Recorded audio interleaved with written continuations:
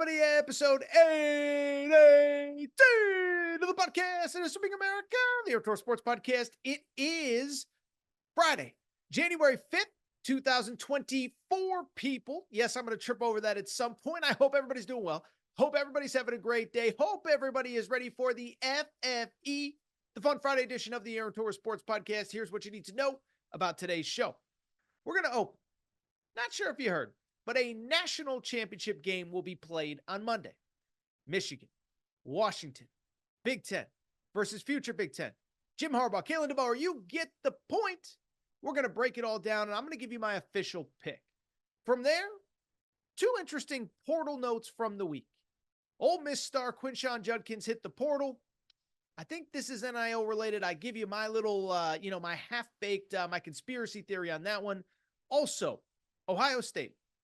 They told us for a month that Devin Brown was their quarterback. Then they just picked up another one in the portal. I am not sold. We'll discuss that. Finally, we'll wrap. No Aaron right, Aaron wrong this week, although I got a lot of stuff right. Nailed both college football playoff picks, but instead I do want to preview a loaded weekend in college hoops. SEC opens up league play. Big 12 opens up league play. ACC, Big East, so much going on.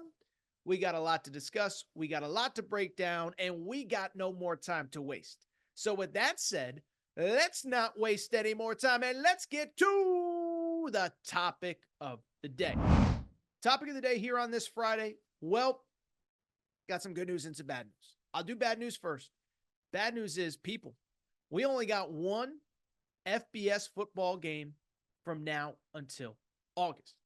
Good news is we're going to crown a national championship on Monday night. National champion Michigan versus Washington. That is the game. Michigan is a 4.5-point favorite in the DraftKings Sportsbook. Thank you to DraftKings, as always, our partners this year. The over-under set at 56.5. And before we get into this, before we break it down, let me start by saying this. Both college football playoff semifinals. Listen, I'm not bragging, but I nailed them. And I felt very confident about both those games. I really thought Michigan was going to beat Alabama, cover that 1.5 points, and I thought Washington was winning outright. This game, I am not nearly as confident, but we're going to discuss it anyway. Now, in terms of the game itself, let me start by saying this. I have the ultimate respect for both of these teams, both of these programs, and I have so enjoyed the journey for each, right? Like, we get so caught up in who wins, who loses, who hoists the trophy, who's this, who's that. I don't think we appreciate all the stuff that leads to it. And I really appreciate both of these stories. From the Michigan side of things, I know what everyone's going to say. Oh, Torres, how can you? They're cheaters. Well, what I've said a million times, I don't know what Jim Harbaugh knew. I think that story was largely overblown.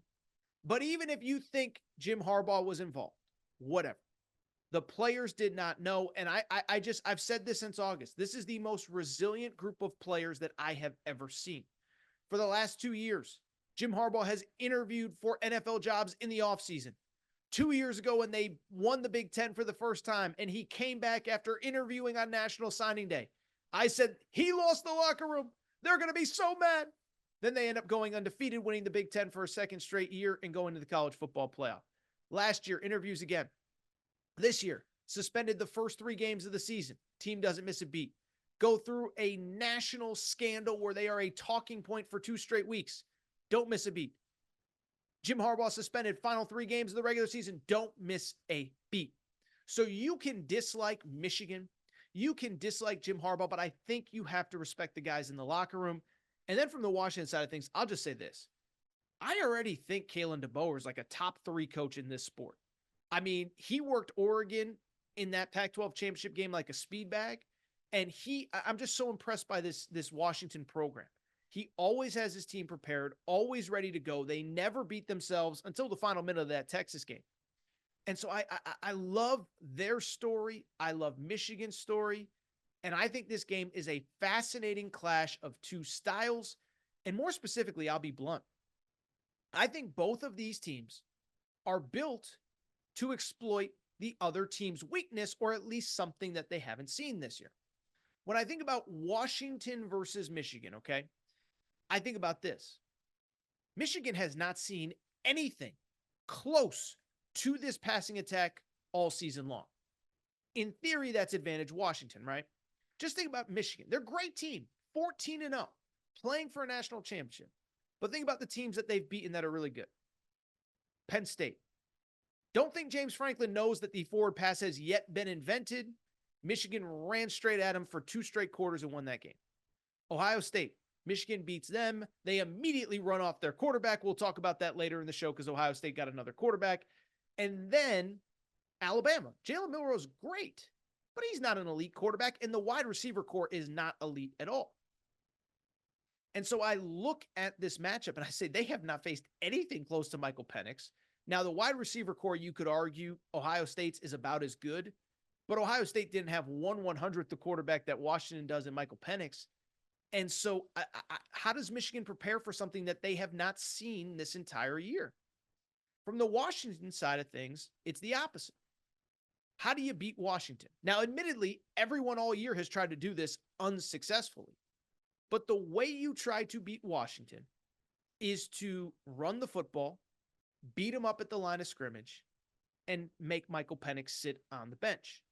The closest game that they've arguably played all year, it was a 22-20 victory over Oregon State late in the season.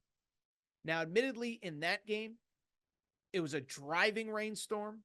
It was chaos in Corvallis, but that was Oregon State's game plan. They ran the ball 40 times, tried to keep Michael Penix off the field. Washington did just enough to win that game. And so I bring it up because what is Michigan's strength? They want to run the ball and run the ball and run right at you. 30-plus straight runs against Penn State. If J.J. McCarthy does not throw a pass, Michigan's going to be fine with it if they can move the chains. So that's what's interesting to me. Both teams are built to beat the other. Washington, I said it prior to the Texas game, I don't think that they're bad in the trenches, but even against Texas, they struggled to run the ball, and most of their quote-unquote run yards came from short passes. So the question coming into this game, who can slow down the other? Who can make the other play their style? Because if Michigan can get up and then just lean on Washington, lean on them, chew up clock, like they did against Penn State, like they did against Ohio State, like they did against pretty much everybody, they're going to win. Washington, on the other hand, can they do essentially what they did against Texas? Can they get up on you and put the pressure on you? Because remember, they didn't trail the entire game against Texas. And so that's what I think about in this game. If Washington scores on their first possession and Michigan is playing catch up from then on out, that's going to be a tough ask of Michigan. Michigan is not built to fall down 7-0, 10-0, 10-3, 14-3. And so that's the big question. Can Michael Penix put up points early in this game? That's a lot of P's, by the way. Penix put up points. And can Michigan control the trenches? Can they get up? Can they keep Michael Penix off the field? Maybe force a 3 and out, go up 10-0 themselves, and then all of a sudden Washington is playing catch up from there. So that's really what's going to dictate the game. Who controls the other? Who can force their style of play? And I'll just be blunt. I do have a pick. I don't feel as good about it as I did Michigan, Alabama, or Washington, Texas, but I'm taking Michigan to win this game. First off, the first reason is kind of BS, but I picked Michigan in the preseason to win the national championship. Picked Michigan over Alabama. By the way, had Florida State and Penn State in the college football playoff. Basically got 3 out of 4. I mean, Florida State was an undefeated ACC champ. Didn't know how it was all going to shake out. But I had Michigan in the preseason. And listen, I learned this lesson 2 years ago. I'm not backing down from Michigan after picking them in the preseason. Remember, I did that 2 years ago with Georgia. I picked Georgia in 2021 before it was cool to like Georgia. Then they got boat raced by Bama in the SEC championship game. Then they met in a rematch, and I turned my back on the dogs. How about them dogs? Well, the Georgia dogs, not the Washington dogs. But I turned my back on the dogs, and the dogs bit me in the butt. Uga bit me in the butt. And so I can't do that to the dogs again. I can't do that. Well, I can't do what I did with those dogs to Michigan. I picked Michigan in the preseason. I can't back off now. But that's just part of it. There's really 3 reasons why I like Michigan to beat Washington. The first one, this is some of the best analysis that I've ever heard. But I heard Joel Klatt on Colin Cowherd's show on Tuesday after the semifinals. And he brought up something very interesting. If you remember, when Michigan was at its darkest moment, 2020, they go 2-4. They did not play Ohio State that year, okay? But why I bring it up is because Jim Harbaugh was at a crossroads. He had to shake up his staff. And one thing that he had to do was change the defense. They had an old guy named Don Brown as their defensive coordinator. He's now the head coach at UMass. Shout out Minutemen. But Don Brown was the defensive coordinator, and it wasn't getting done, and Ohio State was torching them. And Jim Harbaugh basically went to his brother, John Harbaugh, in the NFL and said, I need a guy that can slow down this Ohio State passing attack. And so they hired a guy named Mike Macdonald from the Baltimore Ravens staff. After that season, Mike Macdonald went back to the Ravens. They got another guy off of that same tree, Jesse Minter, who is still the defensive coordinator. And so I bring it up because think about that. At the time, Ohio State, coming off the Justin Fields era, they still had Garrett Wilson, Chris Olave, Jackson Smith, and Jigba. Marvin Harrison was coming down the pike. And Michigan had to build a defense to beat that offense. Well, what does Justin Fields / CJ Stroud? What does CJ Stroud, Garrett Wilson, Chris Olave, and Jackson Smith and Jigba sound like? It sounds like Michael Penix, Rome Odunze, who I always screw up his name, Jalen Polk, and this wide receiver core for Washington. So I'm not saying Michigan slows them down completely, but they're built to face this kind of offense. I'm not a scheme expert. I don't claim to be. But this staff is in place to slow down high-powered passing attack, star NFL quarterback, star NFL wide receivers. So that's part 2. Part 3, I can't help but shake 2 other thoughts. This is part 3 and part 4. Going long. Forgive me. The first part, I was thinking about this as Michigan was laying waste to Alabama in the first half of the Rose Bowl. Now, Alabama came back. They were great in the third quarter, early fourth. But I had a thought. What if Michigan has actually been the best team all season long and we just got sidetracked? Let's think about this for a second. Let's just talk this out. I think Michigan has been by far the best team in college football this year, and we got sidetracked by silly stuff. Remember, first 6 games, they're destroying everyone, destroying Minnesota, destroying Nebraska. Remember, PJ Fleck said he thought it was the best college football team that he had ever seen at the time. And then the Connor Stallions thing happens, and then everyone assumes that it's like, oh my goodness, well, the only reason that they won any of these games was because they were stealing signs and they were cheating and they were taping this and they were taping that. By the way, taping sidelines on an iPhone. That was the big scandal. And I've said it a million times. At the time, I thought maybe it was a bigger deal. Then as it started to go on, I was like, I think people are overblowing this. So what happened was, think about it. By far the best team. We get sidetracked by this scandal. And then they struggle against Penn State and Ohio State. But did they really struggle? Because they were without their head coach for the 2 biggest games of the year, including one on the road in front of 100,000 people, where they didn't find out until an hour before kickoff that their coach, who flew with them to State College, would not be allowed to run out of the tunnel with them. So did they struggle against Penn State or Ohio State? Or were those 2 top 5 defenses and they didn't have their head coach on the sidelines? By the way, I don't know if there's a team in America this year that could have gone to Penn State and played Ohio State at home and beat them without their head coach. You could say maybe Georgia with Kirby Smart. I don't think Alabama could have done it. Maybe Texas. I don't know. But your 2 biggest games of the year without your head coach? Georgia couldn't beat Alabama with their head coach. The same Alabama team that just lost to Michigan. So I'm just here to say, I think they've always been the best team. And then lastly, I'll just be blunt. A team of destiny feels a little bit hyperbolic, but something does stand out. Over the last couple of years, it feels like in big games, well, really, early part of the Harbaugh era, couldn't catch a break. Then you go back to last year's playoff, every single thing went against them. 2 pick sixes against TCU. There's a touchdown that should have been called that wasn't called on the field, and then they fumbled. There's a fumble on the goal. Everything that could go wrong against TCU did. They had over 100 more yards of total offense than TCU. They lost the game. And by the way, TCU deserved to win. So I don't want to disrespect TCU fans that listen to this show. You deserve to win. But I bring it up to say this. Doesn't it feel like this year, all the breaks are going Michigan's way? Think about it. Think about the first play of that. Go back to the Ohio State game. Biggest drive of the season. Remember that play when J.J. McCarthy's rolling out and he throws across his body and the guy catches it and it ends up being it was like 3rd and 10 and it ends up being a 4th and 1 and they pick it up? Crazy play.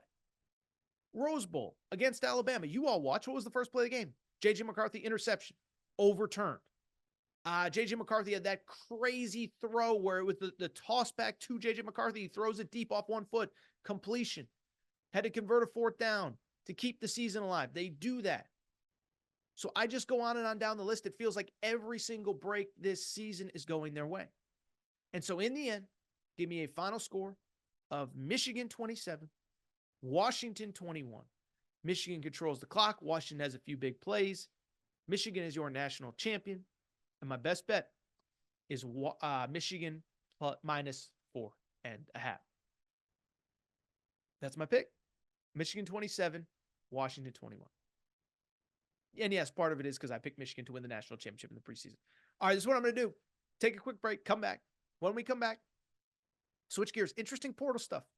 An Ole Miss star enters the portal, and it feels like there's something a little sketchy going on. We're going to discuss that. And Ohio State picks up a quarterback. But I thought they already had the quarterback of the future on their roster. I'm confused, Ryan Day. What's going on? Take a quick break. Be right back. Discuss that all next. All right, everybody. Hi, back. Gonna be back. I do want to switch gears. Want to get to one other college football topic before we get to some college hoops. College hoops is here, by the way. Conference play is starting this weekend. It's about to get crazy. We're going to discuss it all in just a few moments. But before we do, I do want to get to one very interesting piece of college football news outside of the college football playoff. And that is a very interesting update out of the transfer portal. Now, to be clear, transfer portal stuff is mostly done. The portal is technically closed. Now, players who played in the college football playoff or the New Year's Six do have a couple extra days. But for the most part, the comings and goings are basically done. Players that want to transfer, most of them hit the portal weeks ago. You obviously want to be committed by now. You want to find your spot. You want to get to campus. A lot of schools are starting up their spring semester here within the next few days if they have not started already. So again, all this stuff has largely died down. With that said, as I just said a moment ago, players who entered, who played in the New Year's Six or college football playoff do have a couple extra days. And on Thursday, we got a bombshell of all bombshells as far as the transfer portal is concerned, as Ole Miss running back Quinshon Judkins decided, or at least announced, that he is planning on entering the transfer portal. And this is huge for two very simple reasons. One, he just might be the best player that has entered the portal. But two, I think if you pay close enough attention, there is something very interesting going on over here. First of all, for people who don't follow, watch college football 365, maybe you follow your team, whatever. As I just said, Quinshon Judkins might be the best player in the portal this cycle. This was a kid that as a true freshman last year at Ole Miss, rushed for 1,500 yards and 16 touchdowns. This year as a sophomore, only 1,100 yards and 15 touchdowns. But what's crazy, I saw this stat. He is the first SEC running back since Herschel Walker to go for over 2,500 yards in his first two seasons in the SEC. Whenever you as a college football player are being mentioned with Herschel Walker, you're darn good. And this kid is no exception. He is that kind of difference maker for Lane Kiffin in this offense. More importantly, not just that he's good, here is also why this is a very significant piece of transfer portal news. It's because Ole Miss is going to be really good next year. And we've talked about this a lot.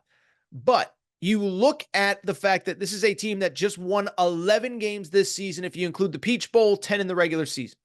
This is a team that returns Jackson Dart, its star quarterback. They have crushed the portal. Tyler Barron, Walter Nolan from Texas A&M.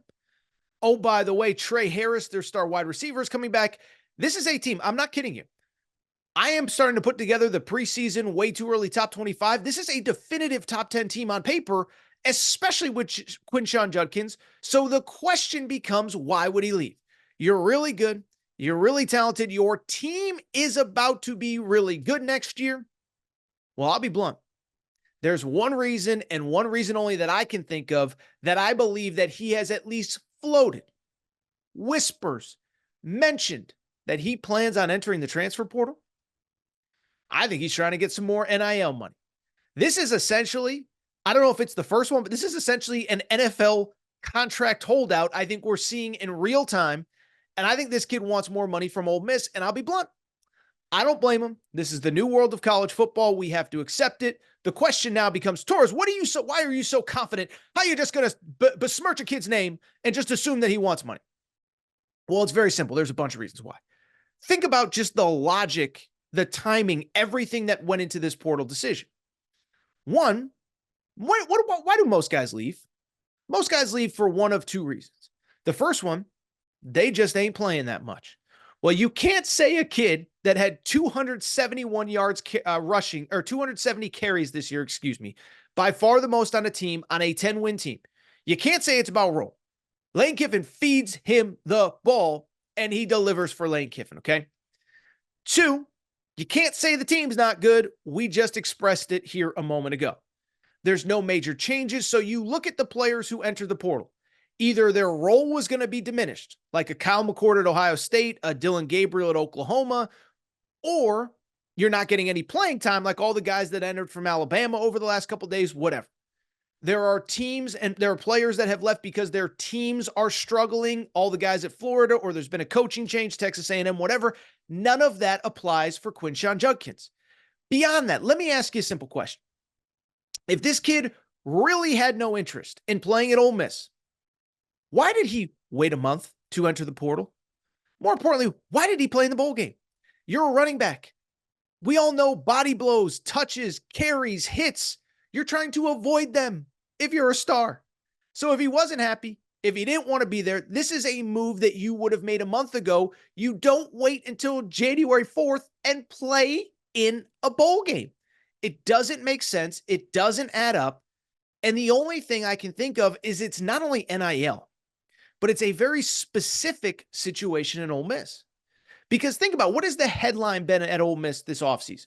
Outside of obviously winning the Peach Bowl and winning 11 games for the first time in school history. It is that you guys killed in the transfer portal.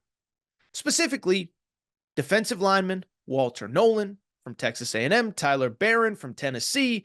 The kid from Florida was their best edge player there. 11.5 TFLs, I believe, was the stat. 8.5, 7.5 sacks, something like that. So you have killed in the portal. We all know the portal is a business game, is a numbers game, and we know those players aren't coming very cheap, okay? And so when I see Quinshon Judkins wait until now, what this says to me is that he probably played for a certain number, a certain price tag this year in NIL, and he came back to campus maybe after winter break, after Christmas break, after finals, and he started hearing whispers about this guy made that much, and that guy made that much, and this portal kid made that much, and this kid did this, and this kid did that. And by the way, I'm not blaming the kids. Somebody offers you money, and it's good. Take the money. But my guess is Quinshon Judkins heard all this and said, you know what? Put his agent to work and said, get me a new deal. As a matter of fact, it was very interesting. As soon as this news came out, I basically put that out on Twitter. And I actually heard from 2 or 3 people that basically said the same, as this reeks of NIL. I thought this was very interesting from Shannon Terry, who runs On3. He's the founder of On3, president of On3, whatever. Here is what he tweeted. Found this very, very, very interesting. He said, quote, and remember, On3 is the network that does the valuation, right? They do the NIL valuation, how much your NIL is worth based on your reach, based on your success, based on your this, based on your that.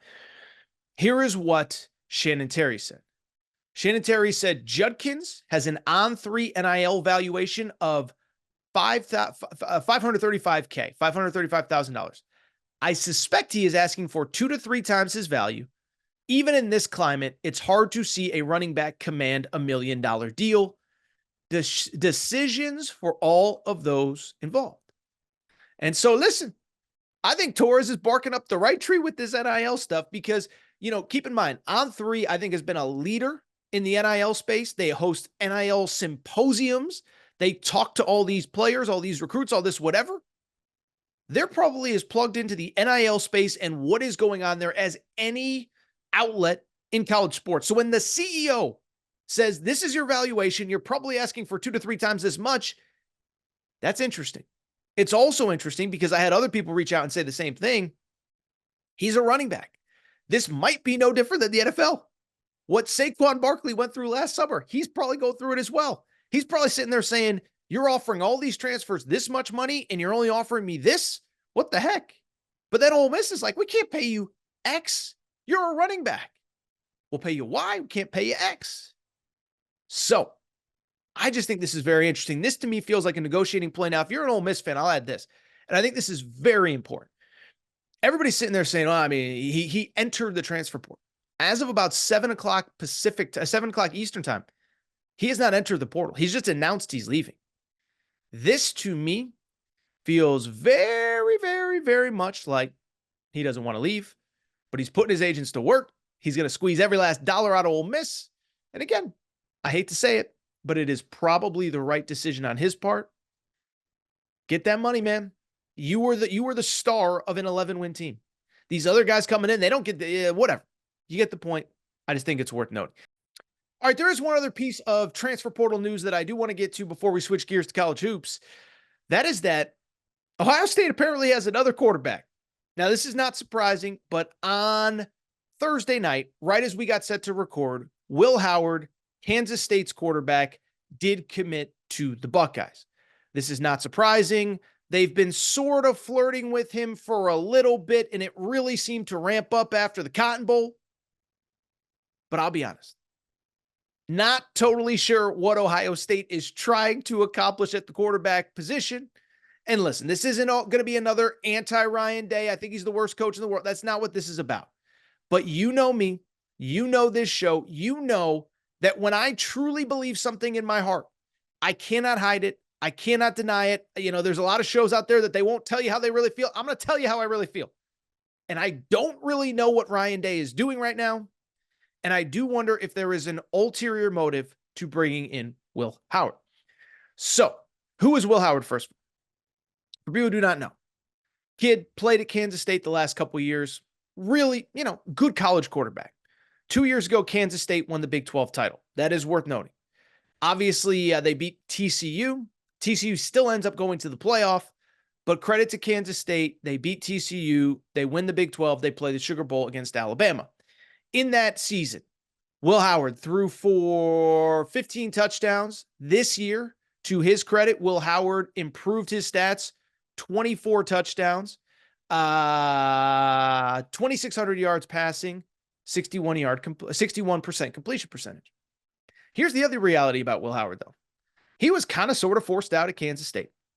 They have a freshman, Avery Johnson. They were getting reps. They were getting snaps. Avery Johnson ends up playing in the bowl game. But even before that, it was clear Avery Johnson is the future. He's going to be our starter. This is no different than what happened with Dylan Gabriel at Oklahoma and, frankly, Kyle McCord at Ohio State. Those guys left because there was a guy behind them that the school felt was better. And so Kyle McCord hits the portal. Will Howard hits the portal. Very good college quarterback, but there has never been a moment where I thought he was elite. There has never been a moment where I thought that is a guy that you have to go get to elevate your program from good to great. Elevate your program when you have star wide receivers, a star running back, a star-filled defense. But that is exactly what Ohio State seems to be saying with this commitment. We need another quarterback. All the other pieces are figured out. We will get it figured out with Will Howard. There's just one problem. Doesn't that sound like the exact same messaging that we just got about Devin Brown, the quarterback who started in the Cotton Bowl a few days ago? Because that is the problem with me with Ryan Day, is that, look, I get that, he's done some great things. They were awesome in 2019, good enough to win a national championship. They played for a championship in 2020 during that COVID season. I will not take that away from him. But at the same time, on top of the fact that all the on-the-field stuff, 3 straight losses to Michigan, no Big Ten titles during that stretch, no division titles during that stretch. The bigger picture is I just don't get where this program is going. And more importantly, I don't love the messaging coming out of it. It feels like to me every time Ohio State loses, there's a leaked little story about some excuse. A few years ago against Michigan, well, the whole locker room had the flu, and that's why we lost. And then this past year against Michigan, well, Kyle McCord was obviously the problem. Was he really? Went 11-0 before the Michigan game. Didn't think Ryan Day coached very well in that Michigan game. The defense couldn't get off the field on the biggest drive of the season, but it all fell on Kyle McCord's shoulders. And so it was interesting to watch it play out because after that game, we've talked about it a million times, Kyle McCord was forced out as the quarterback. And all I heard for a month was Devin Brown's the answer. Devin Brown's the future. He's an alpha. The locker room loves him. Then what ends up happening right after that? We all know. Devin Brown goes to the Cotton Bowl, struggles, gets hurt. And then all of a sudden it's like, we got to go get another quarterback. So was Devin Brown really the answer? Or were you just trying to sell that Devin Brown was the answer? But Devin Brown, by the way, who couldn't beat out Kyle McCord in the preseason, who had 3 different chances in the spring. He was hurt in the spring, but in summer camp. Then you have the first game against Indiana. The second game, finally, after the second game, you have to go to Kyle McCord because you're playing Notre Dame in week 4. But that's neither here nor there. But you sold me for a month that Devin Brown was the answer. You sold me that he was the guy. Then he has like 2 bad series and you go out and get another quarterback. So why am I here to believe that this kid who was okay but never great at Kansas State is really the answer? Instead, you know what this feels like to me? This feels like Ryan Day. Now listen, I think Will Howard is fine. I don't think he is a significant upgrade from what you told me Devin Brown is. Instead, what this feels like to me is Ryan Day moving the goalposts, right? This is what I mean by that. What I mean by that is that Ryan Day can now sell. Remember, he just sold for a month. Devin Brown's the guy, Kyle McCord wasn't. Now he's got another 8 months to sell that Will Howard is actually the guy. I'll give you a weird cross-sport example. Guy that I have never bought into, Daryl Morey, the GM of the Philadelphia 76ers, previously the Houston Rockets. I said it all the time when he was with the Rockets. I said, this guy's a clown. All he does is reshuffle the deck every 6 months so he can say, hey, we just need a little bit more time. We're figuring things out. Then when it doesn't work, he just reshuffles the deck again. Remember, he had James Harden and Dwight Howard for a minute. Then it was James Harden and Chris Paul. Then it was James Harden and Russell Westbrook. Then you change the coach. Then you change this. And every 6 months, he's changing something different so that he could say, just give me 6 more months. We'll figure it out. Isn't that what Ryan Day is doing right now? I mean, look at what he just did. Just sold us for a month that Devin Brown is the guy. Now, all of a sudden, you're completely out on Devin Brown. You need to bring in another quarterback who, by the way, I don't even think is that good. So I'll be curious to see what the reception is and what the commentary is on this Will Howard thing. I think he's a fine college quarterback. I think he's okay. I don't think he is the guy that is going to re-elevate Ohio State to the levels of Georgia, of Bama, of Michigan if Jim Harbaugh comes back, of Oregon coming into the Big Ten, of Texas, on and on. So we will see Will Howard as the quarterback at Ohio State. The one thing I will say, if this kid is good, he's certainly got some talent around him. Because the one thing about Ryan Day, that staff, Brian Hartline, the offensive coordinator / wide receivers coach, they sure do know how to recruit weapons. Sounds like Travion Henderson might be coming back. Sounds like Emeka Egbuka might be coming back. You have the number 1 recruit in the country, Jeremiah Smith, coming in. 5-star Carnell Tate, 5-star Brandon Inniss. So there is plenty of talent in that locker room. Maybe I'm dead wrong, but forgive me. I just don't buy that this kid is the answer. All right, so what we're going to do, take a quick break, come back. When we come back, we're going to switch gears, talk a little college hoops. Big weekend of college hoops. Going to discuss it all next. Quick break. Be right back. All right, everybody. I'm back. Going to be back. Final segment of the show. Final segment of the week. So good to be back. So I'm not going to lie. We usually do Aaron Right, Aaron Wrong here on the Friday show. And I'll just be blunt. I kind of forgot to prep it. And it's a shame, too, because I got a lot right this week. Said Michigan was going to win by a touchdown. They did. Said Washington was going to win outright. They did. We'll see what ends up happening next week. And we'll get back to Aaron Right, Aaron Wrong next week. But today I do want to focus on college hoops. And that is because we have a very big slate of games this coming weekend. This is the first weekend that all 6 power conferences, we do have 6 power conferences in college basketball. This is the first time that we have all 6 power conferences playing league games. So the ACC, the Pac-12, the Big Ten, and the Big East all started league games before Christmas. The SEC opens league play this weekend, and the Big 12 opens league play this weekend. And there are just some really, really, really big games.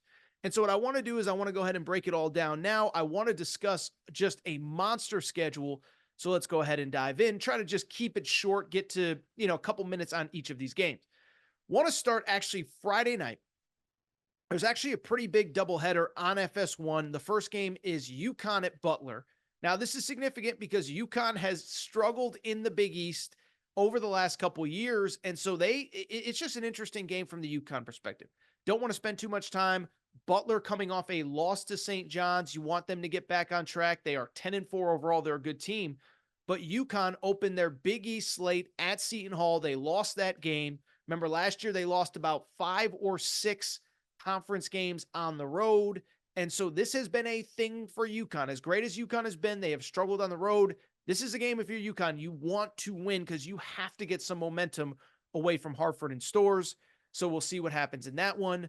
But on Friday night, maybe the biggest game of the weekend is actually on Friday evening after UConn Butler as Illinois plays at Purdue. That is a top 10 matchup. Now, look, obviously the big story in this game, Terrence Shannon Jr., star All-American type candidate for Illinois, is currently suspended. We talked about a situation last week. I'm not going to get back into it. If you have not figured that out, go ahead and Google it. But this kid was playing like an All-American, and I think Illinois was a legitimate Final Four threat. Good news is they're 2-0 without him. I don't think they can continue that. But if they ever get him back, I think Illinois is a team that's good enough to play for a Final Four, maybe a national championship. They have a kid, Coleman Hawkins, who's obviously awesome. Marcus Damasak, 30 points against Northwestern earlier this week. I really like Illinois' talent, but they ain't going to Purdue. Torres loves Purdue. No one loves anything more than Torres loves Purdue, but Illinois is not going with Terrence Shannon Jr., without Terrence Shannon Jr. and beating Purdue. So keep an eye on this one. This is probably the biggest game of the weekend. I just don't see the scenario that Purdue loses. Let's get to Saturday. Couple intriguing games early. First of all, noon Eastern tip-off. North Carolina at Clemson. Remember, Clemson started the year 9-0. A lot of people thought they were the favorites in the ACC. They have since dropped 2 of their last 4, including an ACC game earlier this week against Miami. So it'll be interesting to see if they can bounce back. But remember, North Carolina is playing really good basketball. I told you I liked him in the preseason. I told you that I thought it was best for everybody if Caleb Love went his way, if North Carolina went their way. Well, now North Carolina's 10-3. Their only losses are to Kentucky on a neutral, to UConn on a neutral, and to Villanova on a neutral. Those are their only losses all year. Won a game earlier this week at Pitt. Now, this is a second straight league game on the road. Clemson, of course, coming off a loss. This should be fun and competitive. I would lean Clemson in this game. 12:30 Eastern. This is an interesting one. Kentucky.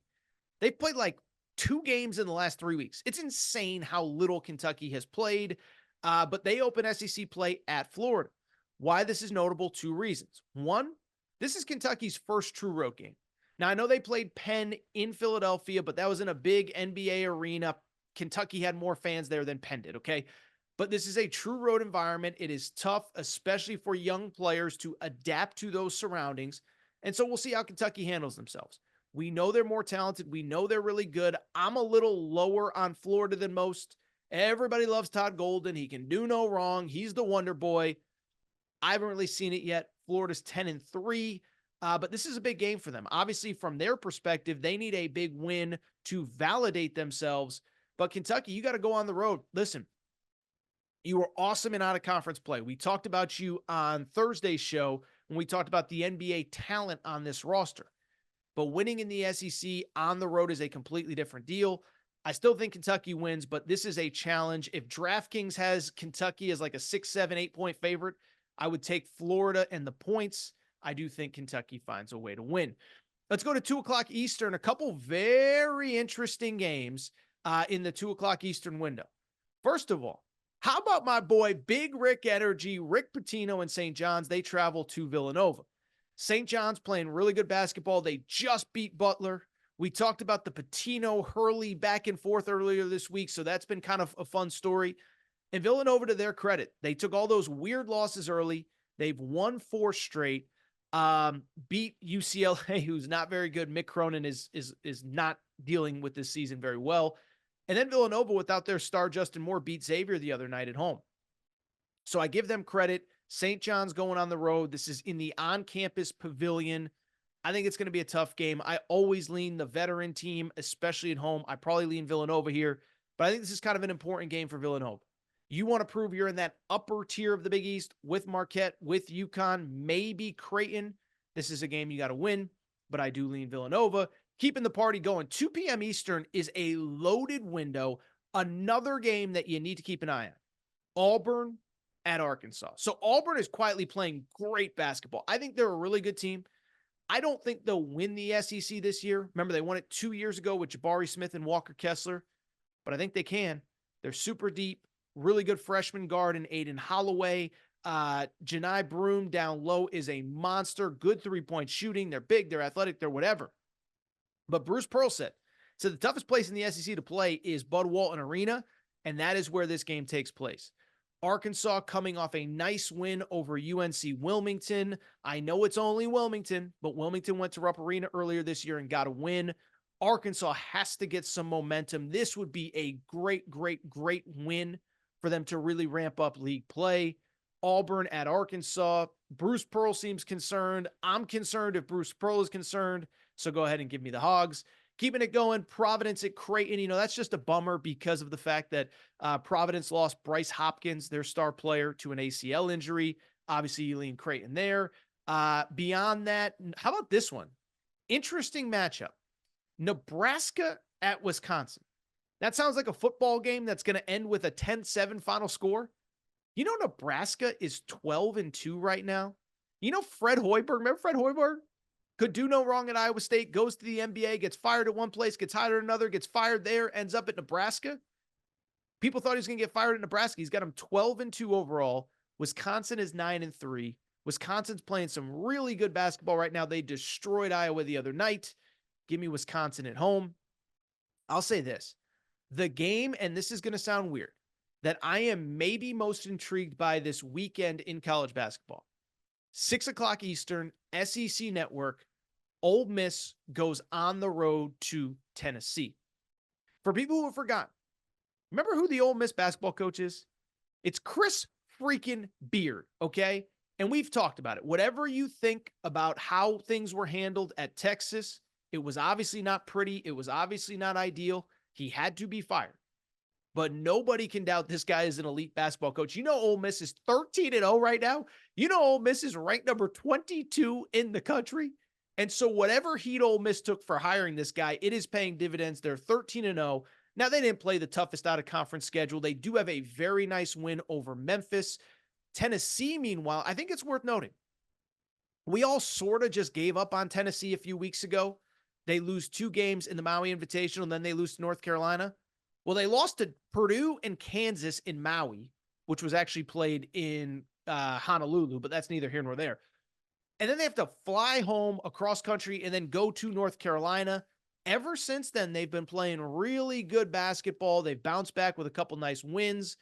Listen, I think that the Chris Beard story is cool. You don't have to like him personally, but I think the story itself is cool. I just bring it up to say, I think this is where, like, Ole Miss, this is like the welcome to the SEC moment. You've won a lot of games. It hasn't been against the best competition. I don't think you're going to Thompson Bowling and getting a win. Couple other games, Utah at Arizona. Utah's playing very good basketball. Craig Smith is the coach there. He was at Utah State. He's a very good basketball coach. And then there's one other game that's worth keeping an eye on if you're a college hoops junkie. Late night. How about this? A Big 12 game between, this is on Saturday night, a Big 12 game between Cincinnati and BYU. That doesn't sound like a Big 12 game, but it absolutely is. BYU, by the way, is playing great basketball. BYU comes into this game. This is a 7 o'clock Pacific time, 10 Eastern tip-off. BYU comes into this game at 12-1 overall. They're ranked number 12 in the country. I don't think a lot of people realize that. They're playing a Cincinnati team that's 11-2 and playing really good basketball as well. I like BYU in the mountains at home. All right. That is the college hoop slate of the weekend. And I think, oh, by the way, We're going to go ahead and talk a lot of college hoops on the next show. I am so fired up, man. Listen, everybody knows I love college basketball, but the kid I love college football, but you know darn well the kid loves college hoops as well. And so I'm really fired up for the college hoops to be here to ramp up. You know, Torres talks college hoops as well as anybody, so I am so fired up, and we're going to have a lot to react to on Monday's Aaron Torres pod. If you're not subscribed to the show, please make sure to do so. Apple, Spotify, Amazon Music, Google Music, wherever you listen to podcasts, make sure to subscribe. Also, make sure to rate and review the show. Give us a quick 5 stars. Go on Apple, 5 stars, rating and review. That really would help. Make sure you're subscribed on YouTube. You know the deal at YouTube. Closing in on 32,000 subscribers. Would appreciate your support there. I think that's really it. Social media, Aaron_Torres on Twitter, Aaron Torres Pod on Instagram, Aaron Torres Podcast Questions at gmail.com. All for today's show.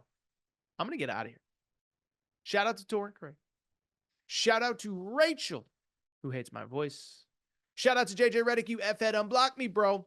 I'll be back on, what day will I be back on? Monday. New episode, Aaron Torres.